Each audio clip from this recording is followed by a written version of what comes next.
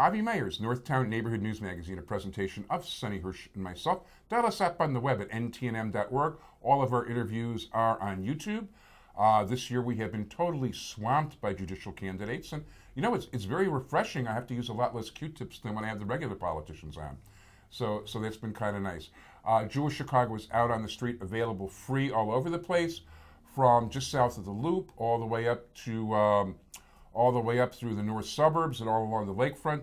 Over 60,000 readers this year. We're printing an extra 5,000 copies due to demand.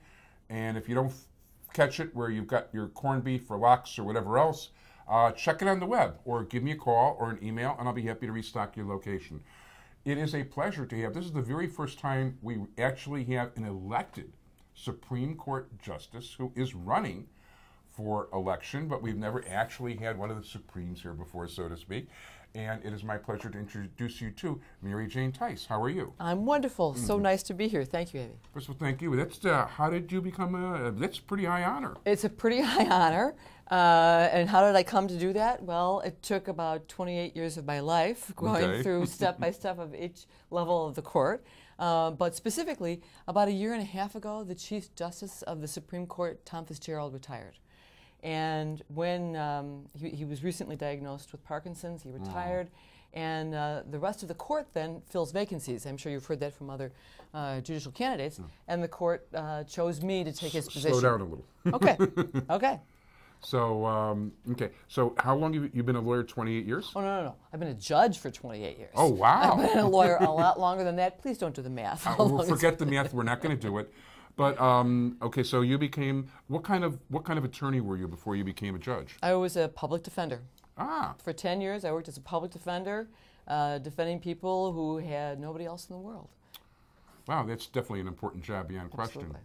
And from there, you ran for judge. You were appointed. First, I was an associate judge. In 1983, I became an associate judge, and early on in my career, I heard traffic cases and misdemeanor cases and preliminary hearings.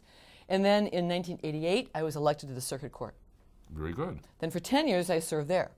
For 10 years, I heard felony cases. And then also in the Chancery Division, I heard the most complex civil litigation in the system. Shall I go on? Yeah. Then, because it goes on, then I was elected to the appellate court. And I served on the appellate court for 17 years. And then finally, a year and a half ago, the court chose me to fill the vacancy of Tom Fitzgerald.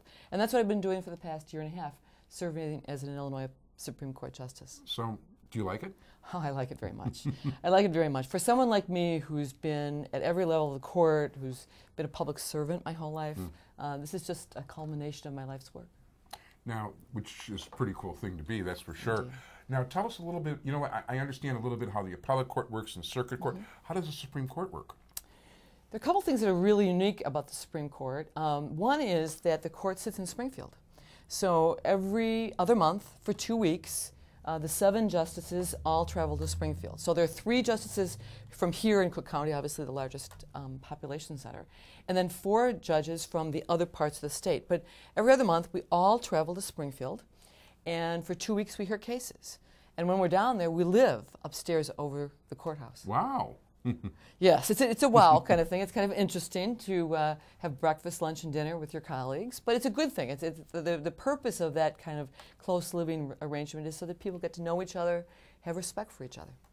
Wow, I never would have figured something like that. Yeah. That is interesting. Now, what kind of cases does the Supreme Court hear? Court hears everything, of course, but also it's different about the Supreme Court from any other kind of level of the court, is that the Supreme Court chooses which cases to hear.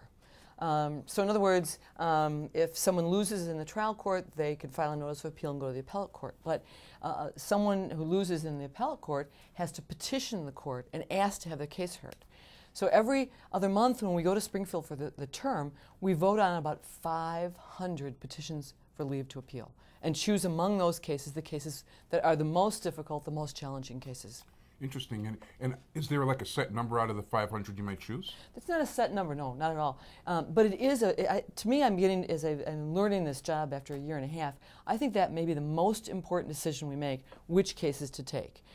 Because the law is going to evolve depending on the cases we choose. No, it's very interesting. Because you know what, it's just fascinating that, I mean, it's now. Do very many cases from your court wind up in the U.S. Supreme Court? Not many, but occasionally. In fact, there's a case right now that's pending in the United States Supreme Court that comes out of the Illinois Supreme Court. But the court does lots of other things as well. It's not just deciding these cases. The court also administers the entire legal system. So when I say legal, I mean everything. The bar exam, discipline for lawyers. There's a $300 million budget. Wow. And then the court sets priorities for the entire legal system as well. And also, don't you pick, when there's a vacancy, doesn't somebody for the Supreme Court pick the... That's another role of the Supreme Court. You know, we can talk a lot about how judges are chosen in Illinois, but the framers of our Constitution decided that rather than having the governor choose who the judges should be, that the Supreme Court was the least partisan institution in our government and the group of people who understand the law the best. And so under our Constitution, when there's a vacancy, the Supreme Court fills that vacancy. Actually, I like that idea very much, that's for sure. I mean, if the governor picked it, no matter who the governor is, Democrat, Republican, it would be very, very political. And we'd have Rod Blagojevich picking years and years of judges. That's frightening. There you go. But the Supreme Court is bipartisan, represents the people from all across the state, and it's a very interesting process. It's a very important part of being a Supreme Court justice is choosing good judges. I would definitely think so, because I know a number of people that have been picked that way. That's right. Would you like to give us your website and contact information? Of course I will. I'm not sure I have it right in front of me. And I would like to thank Brendan O'Sullivan, who brought you. Brendan, what's the website? TheisForJustice.com. There you go. Theis, Theis, for justice.com. That's right. And check it out. And I want to thank you very much, Supreme Court Justice Mary Jane Theis, and I want to wish you good luck in the campaign. Thank you very much. Thank you.